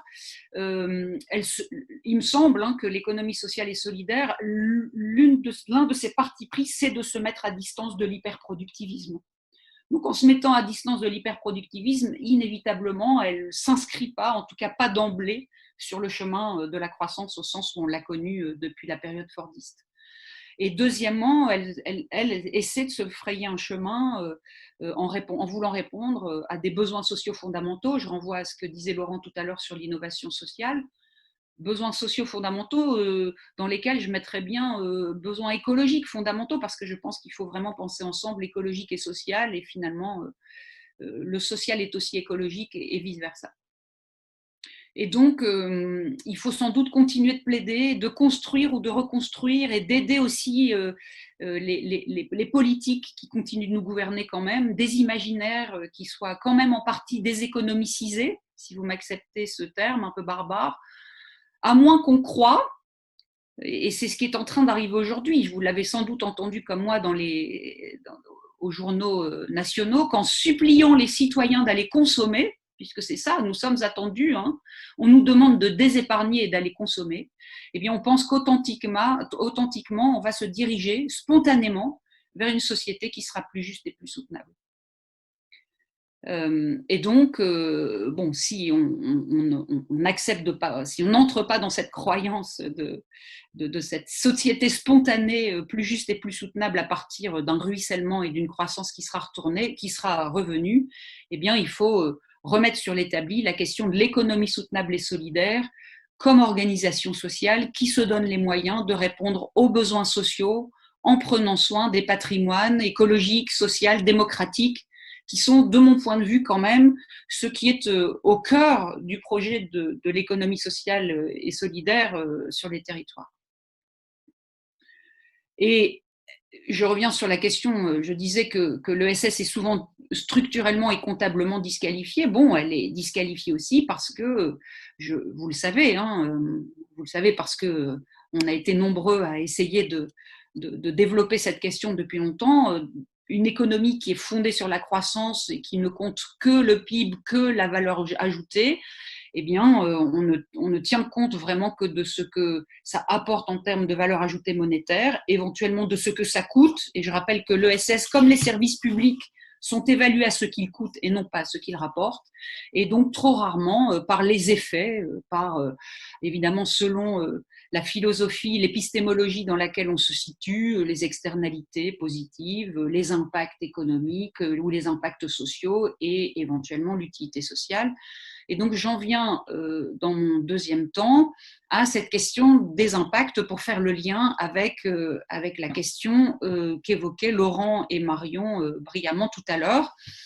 Et vous voyez, voilà, ce que j'essaye de faire, c'est de dire que il y a quand même une forme de disqualification structurelle et que donc cette question, moi je suis toujours sur le fil du rasoir, vous le savez, c'est-à-dire que je pense qu'on ne peut quand même pas jeter le bébé avec l'eau du bain. Les étudiants disent que j'utilise cette expression bien trop souvent, mais avec cette idée que voilà, il faut rester sur ce fil du rasoir, admettre l'idée d'une forme parfois de schizophrénie, mais la disqualification comptable, elle est vraiment très violente en fait pour un certain nombre d'acteurs, que ce soit dans la santé, on l'a vu pendant 10 ans et encore pendant cette crise, mais aussi de l'économie sociale et solidaire. Et donc, il me semble qu'il faut quand même qu'on soit présent dans les débats, dans des contre-expertises finalement sur la question des impacts ou de l'utilité sociale ou d'une autre forme d'utilité. Bon. Et que il faut pas déserter cette question en fait. Et si j'en viens à cette question des impacts, bon, il faut que je commence par vous dire que parmi les économistes, il y a certains d'entre eux, parmi les plus dominants, qui ne croient, et c'est vraiment qu'une croyance, et ils ne croient qu'au raisonnement qu'ils appellent contrefactuel. Alors Marion l'a évoqué avec les expérimentations aléatoires contrôlées, mais je vais le dire un peu différemment. Pour mesurer l'importance d'une organisation, d'un programme, d'une politique, d'un projet, ces économistes, quand ils raisonnent contrefactuels, en fait, ils raisonnent de la manière suivante. Ils se disent, que se serait-il passé si ce programme, ce projet politique, cette organisation n'avait pas été mise en place, hein. Et donc, même si ce contrefactuel est un idéal, qui, dans les pratiques, il relève vraiment que d'un exercice de l'esprit. Bon, que se serait-il passé si on n'avait pas eu la Covid? Que se serait-il passé même si on n'avait pas confiné? Que se serait-il passé? Vous voyez bien, c'est quand même souvent quelque chose de l'ordre de la supputation et voilà. Que se serait-il passé? Que serait devenue la société ces derniers mois si on n'avait pas eu toutes les solidarités de proximité, si on n'avait pas eu toutes ces initiatives citoyennes, si on n'avait pas eu la présence d'un État socialisé à la fois fort et qui a montré aussi tout un tas de fragilités, évidemment, il faut pas le nier, loin de là.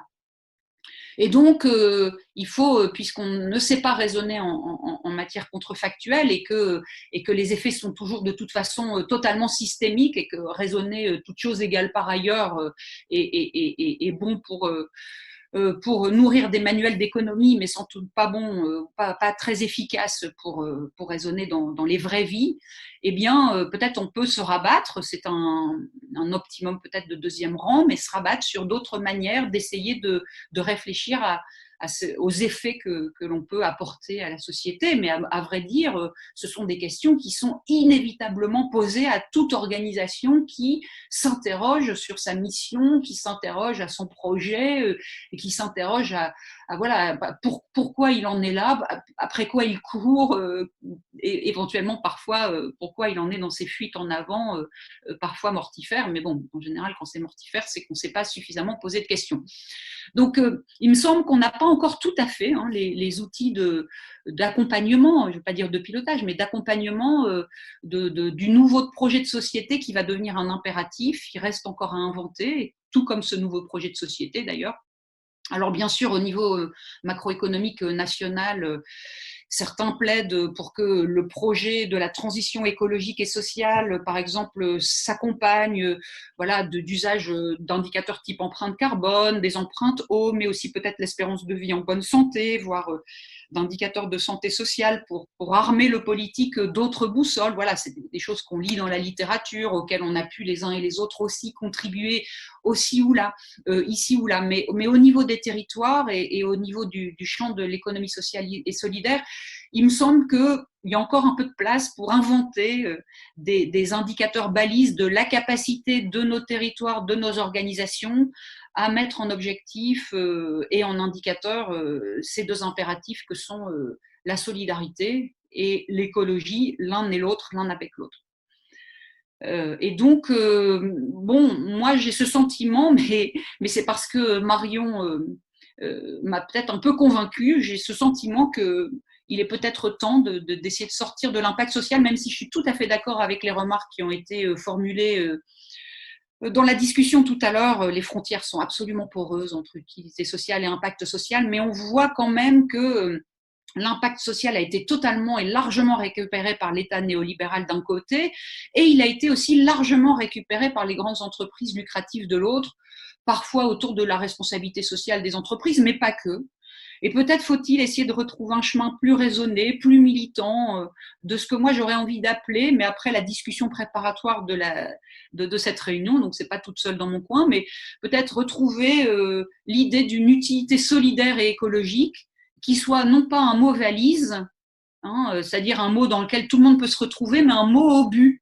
Vous voyez, un mot obus, c'est Paul Ariès qui a développé cette idée à propos de la décroissance, en disant autant il y a des tas de concepts ou de notions sur lesquels on peut tous se retrouver. Développement durable, voilà, tout le monde fait du développement durable, voilà, on peut faire du greenwashing, du social washing autour d'un certain nombre de termes. Il est possible que si l'on évoque la question de l'utilité solidaire et écologique, alors il peut y avoir des spécificités, qu'on sera plus proche d'un mot au but, tout comme il y a quand même peu de firmes multinationales qui ont rejoint le grand étendard de la décroissance, même si ici ou là, ils peuvent plaider, et ça veut dire que le monde est en train de changer pour quand même des éléments autour de la sobriété, qui est déjà une très grande avancée. Donc, alors comment qualifier, quelle dimension donner à cette utilité solidaire et écologique? Comment faire que ce mot reste un mot obus, c'est-à-dire voilà, qu'il soit chargé, qu'il soit militant, mais non pas militant pour être militant, mais militant parce qu'il œuvre véritablement à une transformation voilà, à laquelle, même si on n'a pas envie d'être co-auteur, auquel on sera obligé d'entrer de toute façon, eh bien, il me semble que on peut faire alors le lien avec les questions qui ont été posées cet après-midi dans ce moment de réflexion collective qui appartiennent aussi à l'Assemblée générale. Voilà, ça rejoint vraiment l'utilité solidaire et écologique, rejoint quand même la question de définir ce que l'on fait et les effets que l'on a, que ces effets soient intentionnels ou inintentionnels.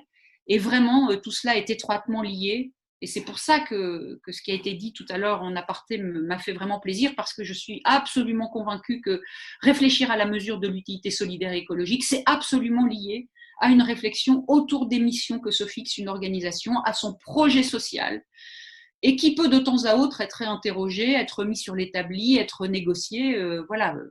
Et donc, il ne peut être que le fruit de conventions partagées, ne serait-ce que pour qu'il y ait une appropriation collective, mais aussi pour tenir compte des transformations de contexte. Voilà, aujourd'hui, on est dans un post-Covid, et donc sans doute que toutes les organisations vont devoir réinterroger en partie, peut-être me trompais-je, mais en partie leur projet social. En tout cas, je vois bien l'université, hein, qui est une organisation, je l'espère aussi, d'utilité parfois solidaire, même si elle n'adhère pas à la PES.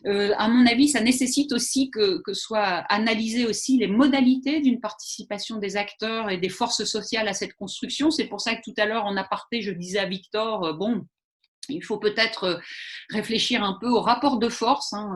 C'est pas un monde de bisounours, une réflexion autour de l'utilité sociale. Ce n'est pas non plus quelque chose de consensuel. Et à partir du moment où ça devient trop consensuel et où l'ensemble des acteurs s'emparent de cette question, c'est qu'on est dans une dynamique de récupération plus que dans une dynamique de spécificité.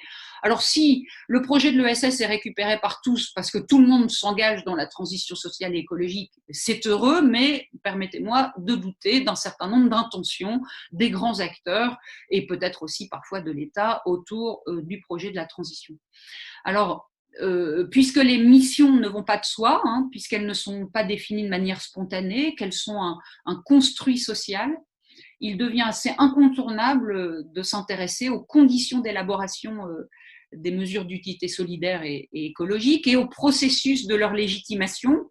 Parce qu'il va de soi, et c'était tout l'intérêt du projet VISE, hein, il va de soi que si quelqu'un dans son coin élabore ses propres indicateurs et qu'il ne les garde que pour soi, si toutefois on va vers les indicateurs, ça peut être aussi des monographies, j'y reviendrai après, enfin très rapidement, eh bien, voilà, on va manquer de légitimité, et ces processus de légitimation dans l'élaboration des indicateurs et dans les usages d'ailleurs me semble absolument important. Alors, j'ai lu très récemment un article de Michel Villette dans la revue Libellio qui m'a un peu marqué. Donc, je redis ce que je viens de dire. Je pense qu'il faut s'intéresser aux conditions d'élaboration de cette évaluation des mesures et au processus de cette légitimation. Michel Villette disait ce n'est jamais le résultat qui permet de comprendre comment marche le monde social. Ce n'est jamais le résultat qui permet de comprendre comment marche le monde social, mais c'est l'étude de la fabrique de ce résultat. Et cette fabrique, elle est toujours locale, elle est toujours datée et elle est toujours circonstanciée. Il me semble que sur la question des mesures et des évaluations, on est aussi toujours là-dessus. Alors, je vais rejoindre, mais en une minute simplement, j'ai dépassé certainement le temps, donc je vais vraiment très vite. Je vais redire ce qu'a dit Laurent tout à l'heure sur les processus de légitimation. Moi, il me semble vraiment qu'il y a trois grands mondes, peut-être quatre, mais trois grands mondes de processus de légitimation. Et ça rejoint aussi ce qu'a dit Marion. Il y a d'un côté le monde de l'expertise. Mais attention, les experts, évidemment, sont séduisants et contrairement à ce qu'a dit Joachim au début, ils savent pas tout du tout. Les experts, ils savent rien, en fait. Ils prétendent qu'ils savent, mais ils ont un petit champ d'expertise, mais qui est souvent très, très étroit, et c'est dans les interactions avec le reste du monde social, parce qu'ils appartiennent aussi au monde social, qui peuvent monter avec les autres en intelligence collective, mais voilà, mais les savoirs sont quand même très réduits. On peut aider à la réflexion commune, éventuellement, en posant des questions, mais on n'a pas de savoir absolu, pas plus que vous, me semble-t-il. Enfin, vous en avez peut-être plus que nous. Et puis, bon, voilà. Donc, il y a le monde de l'expertise, et le monde de l'expertise, le grand problème de nos sociétés contemporaines, c'est qu'il y a une hiérarchie dans ce monde de l'expertise, et que on le voit, enfin, moi qui travaille sur des travaux sur l'histoire de l'impact social aussi, mais dans d'autres secteurs que celui de l'ESS actuellement, on voit à quel point c'est l'économie.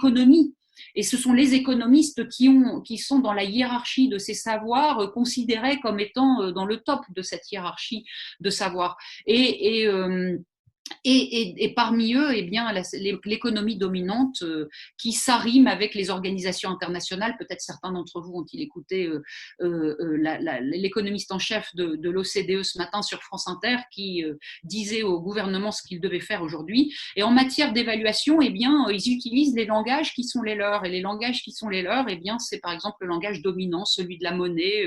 Et la monnaie n'est pas du tout neutre. J'ai pas le temps de l'évoquer.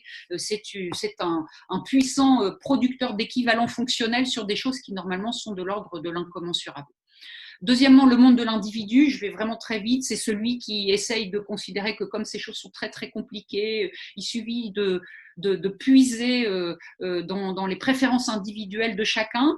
Ça me permet de dire quelque chose en nuançant ce que disait Laurent tout à l'heure. L'utilité sociale pour les économistes dominants, Laurent, c'est pas forcément tout ce que tu as dit, c'est simplement la somme des utilités individuelles. Et c'est encore plus pernicieux d'une certaine manière. Il n'y a pas de vecteur de préférence collective autre que la somme des préférences individuelles. Et on voit à quel point l'expérience du confinement a montré que pour préserver les biens communs, nous avions besoin de nous mettre chacun à distance de nos préférences individuelles. Et donc, on a là un très bel exemple du fait que la somme des préférences individuelles et immédiates ne fait pas la performance collective ou la préférence collective. Et puis un troisième monde qui est le monde du citoyen, qui vise cette fois-ci à évaluer de manière plus concertée, partagée et à élaborer des conventions plus partagées avec peut-être l'ensemble des citoyens. Et chacun est un peu citoyen en fait. J'aime moins le terme de partie prenante qui est quand même très voilà, très, très, très management, mais plutôt voilà, par les citoyens sur ce qui compte en fait, sur qu'est-ce qui compte dans la qualité de vie. Et moi, quand j'ai interrogé mes étudiants au début du confinement sur ce qui comptait pour eux, ils m'ont mis en top la santé, alors que l'année dernière, ils mettaient en top l'écologie. On voit bien qu'on est enchâssé aussi dans des sociétés et que ce qui compte pour nous n'est pas complètement découplé du contexte. C'est situé dans le temps, dans l'espace, et on n'a pas affaire à des invariants, et donc l'utilité solidaire et écologique n'est pas un invariant. On a besoin aussi de les remettre sur la table de manière régulière. Et il faut que tout cela s'accompagne en amont, évidemment, d'une réflexion sur les finalités de l'action. Et puis je voulais, avant de conclure, ajouter deux dimensions qui doivent être combinées à cette réflexion sur ces trois mondes, le monde de l'expertise, le monde de l'individu, le monde du citoyen. Accepter aussi l'idée, première dimension que je voulais ajouter, c'est qu'il ne faut pas découpler les effets, l'utilité solidaire et écologique des autres valeurs de l'ESS. C'est vraiment, je pense, que ce que disait Sonia tout à l'heure. Je pense qu'on ne peut pas désenchasser la réflexion de l'utilité solidaire de la question du travail, de la question de la lucrativité limitée, de la question de la soutenabilité de ce qui se passe à l'intérieur de l'organisation, parce qu'on peut finalement avoir une organisation tout à fait insoutenable qui affiche étant au service de l'intérêt général. Et donc, ça rejoint aussi peut-être des travaux de la chaire ESS qu'on pourrait remettre ici sur le devant de la scène, notamment les critères de biens communs sociaux qui avaient été discutés et qui reprenaient aussi des éléments de l'organisation interne de l'ESS. Et puis, deuxième élément, un peu en vrac, tant pis, mais il me semble qu'il faut réhabiliter les narrations. Je suis d'accord avec Laurent sur l'idée que que bien sûr les narrations elles sont parfois mises en avant et elles sont instrumentées, mais il n'y a pas plus instrumenté que l'indicateur quantitatif dans des sociétés qui sont totalement gagnées par la quantophrénie, parce que l'indicateur en règle générale il clôt le débat. Alors que bon, la narration elle est plus accessible par tous et qu'éventuellement à une narration on peut opposer une autre narration, une autre monographie, un autre exemple. Et donc voilà, le quanti aussi est une manière de faire du plaidoyer malheureusement, et il l'est d'ailleurs souvent. Voilà, je conclus en disant, j'espère que ça a eu un peu de sens, tout ce que j'ai dit, mais en tout cas, c'est ce que j'avais envie de dire. Je conclus en disant qu'avec la crise qui est devant nous, derrière nous et qui va arriver, avec le flot de soutien public à l'industrie, aéronautique, automobile aujourd'hui, restauration, hôtellerie, distribution demain, il sera inévitablement annoncé que les dépenses publiques seront de plus en plus exsangues. Je le regrette, mais c'est ainsi. Je suis vraiment très, très pessimiste. Et toutes les conditions vont être réunies pour une réduction sans doute encore beaucoup plus drastique des financements publics et donc de l'austérité, qui est le projet néolibéral, l'austérité, hein, et des services qui leur sont associés, et donc culture comme action sociale, comme économie solidaire vont être d'une manière ou d'une autre impactés par ce qui est devant nous. Et donc l'impact social, si on y prend garde, pourra aussi être brandi comme un dispositif de rationalisation pour réduire les coûts, les effectifs. C'est ce qui s'est passé dans les bibliothèques municipales en Grande-Bretagne, par exemple, dans les années 2010. Donc, ce n'est pas sans risque selon les usages que l'on fait. Et donc, il me semble peut-être plus urgent que les acteurs collectifs, comme l'APES, mais bien d'autres aussi, interviennent pour identifier avec d'autres ce que sont les besoins authentiques du territoire, étant donné cette situation Covid, en s'interrogeant sur les acteurs qui ont la légitimité, dans leur pluralité, de les prendre en charge, dans une perspective qui serait radicalement écologique et solidaire. Et j'insiste là-dessus. Bon, vous n'êtes pas obligé de me suivre, mais en tout cas, si c'était un partage de valeurs communes, alors il pourrait s'accompagner de plaidoyers qui pourraient, par exemple, prendre la forme soit de mesures d'utilité solidaire et écologique, soit peut-être d'autres formes, parce que mesurer n'est pas une fin en soi. En se souvenant qu'il n'y a jamais de mesure objective, Marion l'a dit, mais elle l'a dit un tout petit peu vite, que ce sont toujours des conventions sociopolitiques, ces mesures, ces évaluations. Elles sont toujours le fruit de choix, de représentation de ce qui est bon, de ce qui est bien, de ce qui est un bénéfice, comme le PIB aujourd'hui, qui du coup vous disqualifiez, de ce que cela procure en supplément de bien-être collectif pour un territoire. Et finalement, si toutes ces réflexions, en tout cas si toutes ces actions pouvaient consolider la capacité d'agir collective, bon, bien ça ne serait peut-être pas tout à fait vain. Voilà, merci.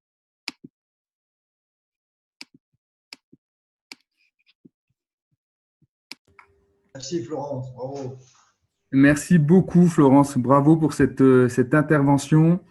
On s'était dit, oulala, on leur propose quelque chose de hyper compliqué, on propose à Florence de reprendre tout ça, ça va pas être évident, et l'effet il est vachement intéressant. Merci d'avoir joué le jeu. Il y aurait beaucoup de choses à dire, mais le temps file très très vite. Du coup, on va peut-être passer directement à, non pas à une conclusion, mais à ce qu'on vous propose d'être une ouverture. On aurait voulu, Florence, que tu insistes un peu plus sur ta toute dernière partie, c'est-à-dire comment la PES se positionne aujourd'hui et comment elle pourrait se positionner demain, non pas autour du conseil que tu nous as présenté, mais autour de cette matière vivante, de ce contexte-là. La PES, ses membres, la PES en tant que mouvement politique, la PES dans un écosystème avec des partenaires en région. Mais on voit bien en creux, finalement, quels pourraient être les piliers de cette suite, de ce mouvement dans lequel on va pouvoir continuer à avancer. Et Luc va reprendre ces différents éléments, ces différents ingrédients, en tout cas faire une proposition à la PES, une proposition collective de comment on pourrait continuer à avancer sur le sujet, avec qui, comment, dans quelle temporalité, quelle dimension reste à aborder. Du coup, Luc, c'est à toi. D'accord, donc on a bien noté le 26. Moi, j'avais noté, mais on rappellera. Je pense que j'ai fait une erreur en acceptant la demande là, de dire 2 mots de conclusion, parce que dire 2 mots d'ouverture ou de conclusion après Laurent, Marion et Florence, c'est mission impossible. Donc ce sera ce que ce sera, hein, mais on va terminer puisque j'ai accepté. Alors, peut-être une première chose, c'est que si dans nos organisations d'économie sociale et solidaire ou d'économie solidaire, on se contente de faire un peu mieux, un peu plus humain, un peu plus écolo que ce que font d'autres, je crois qu'on ne sert vraiment pas à grand-chose et qu'il vaut mieux aller planter ses choux, passer son temps à autre chose. On ne sert à rien. Je pense qu'il y a quelque chose qui nous est tout de même vraiment, qui nous apparaît de plus en plus nettement. Je pense que la période de confinement et puis de déconfinement maintenant nous le met complètement devant les yeux. Il faut absolument qu'on se pose la question de mais mon Dieu, qu'est-ce qu'on fait? Qu'est-ce qu'on fabrique comme richesse? À quoi ça sert ce qu'on fait? Pour qui on travaille? Que le travail soit rémunéré ou soit bénévole? Je pense que c'est une question fondamentale et je pense qu'il faut qu'on la remette vraiment sur le devant du débat parce que quand on voit que pendant la période de confinement, l'ensemble des gestes de solidarité, d'entraide, d'économie bricolée a permis de tenir, on se dit que oui, l'économie, elle est bien plurielle et il faut vraiment convaincre le plus grand nombre de cette pluralité et se reposer en permanence la question de ce qu'on fait de la richesse qu'on fabrique. Et donc derrière ça, c'est aussi bien sûr la question des indicateurs de richesse qui nous sommes posés et il faut qu'on reprenne ce débat, il faut qu'on le remette sur la place publique parce qu'on ne peut pas continuer à mesurer des performances, des politiques publiques uniquement à l'aune des indicateurs du type PIB. Et donc, on a vraiment de besoin de se reposer la question, mais on a besoin de quoi pour vivre? On a besoin de quoi pour vivre ensemble? Quels sont les besoins des territoires? Quels sont les besoins des habitants des territoires? Des besoins des citoyens de ces territoires? C'est qu'à partir de là que ce que feront nos organisations d'économie solidaire, d'économie solidaire, servira un peu à quelque chose. Je dis un peu pour rester modeste. Deuxième remarque, un petit peu depuis ce matin et cet après-midi, je pense qu'on est condamné tout de même à faire mouvement, à faire société. Il y a tout de même un drame dans l'économie sociale et solidaire, c'est qu'il y a un certain nombre d'expériences formidables, il y a vraiment des pépites, et par ailleurs, du point de vue du modèle politique, du point de vue du modèle de société, on pèse très peu. On nous voit au mieux avec un air sympathique, on fait appel à nous lorsque tout le reste est cassé et ne fonctionne plus, mais on n'est pas reconnu. Je pense que vraiment, faire mouvement, faire société, c'est quelque chose qui se pose avec de plus en plus d'actualité pour nous. Et donc, il va falloir vraiment qu'on s'attelle à cette question, ce qui veut dire, je crois, pour nous très concrètement, dépasser ce qu'on est. Il faut vraiment qu'on aille se trouver des alliés, que ce soit parmi les collectivités, parmi le monde des élus, le monde politique, mais également parmi certains acteurs de l'économie classique. Je pense à l'économie classique ancrée territorialement. Et il faut vraiment limite qu'on invente avec eux l'économie transformatrice, les transformatrices de l'économie, de la société, au service des besoins humains et prenant en compte les contraintes écologiques. Je pense que ça, c'est vraiment, s'il y a une grande mission qui est signée à l'ESS actuellement, je pense que c'est ça. Et donc, vraiment, il faut qu'on se passe du discours sur les alliances à de la pratique, mais pas de la pratique en l'air et incantatoire, à travers des actions. Je pense que ce qui caractérise la PES, c'est d'essayer de tenir le fil du rasoir entre le plaidoyer et l'action quotidienne. Je pense qu'il va falloir qu'on se rajoute une difficulté en disant il faut qu'on fasse ça, mais avec d'autres et en s'élargissant le regard. Et donc j'ai bien aimé ce que disait Florence sur l'utilité solidaire et écologique, parce que c'est sans doute ça qu'il faut qu'on creuse et sur lequel on doit donner de la consistance à cette chose.